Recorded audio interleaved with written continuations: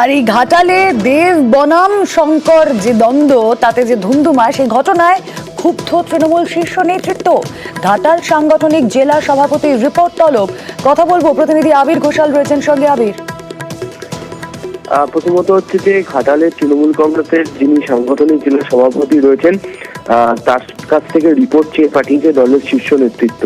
এর আগেও হচ্ছে প্রাক্তন বিধায়ক শঙ্কর দলুইয়ের সঙ্গে দেবের যারা সেখানকার অনুগামীরা রয়েছেন তাদের মধ্যে নানা ধরনের দ্বন্দ্ব বা সমস্যা লক্ষ্য করতে পারা গিয়েছিল।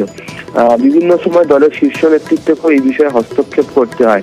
এমনকি লোকসভা নির্বাচনের আগে এখানে যে পরিস্থিতি তৈরি হয়েছিল সেই পরিস্থিতি সম্পর্কে আঁচ করে দলের শীর্ষ নেতৃত্ব কেন দেবকে বারবার সমস্যায় ফেলা হচ্ছে, ডিস্টার্ব করা হচ্ছে, সেই প্রসঙ্গের কথাও দলের শীর্ষ নেতৃত্বের মুখ থেকে শোনা যায়। কিন্তু আজকে যে গোটা ঘটনাটি ঘটেছে সেই গোটা ঘটনা নিয়ে সূত্রের খবর দেবের সঙ্গে একেবারে মমতা বন্দ্যোপাধ্যায়কে তিনি নিজে জানান এবং যে পরিস্থিতি তৈরি হয়েছে, কেন এই ধরনের আচরণ করা হলো এবং যে শিশু মেলার আয়োজন যে কেন এই ধরনের পরিবেশ তৈরি করা হবে তা নিয়ে মূলত ক্ষোভ উগড়ে দেওয়া হয়েছে।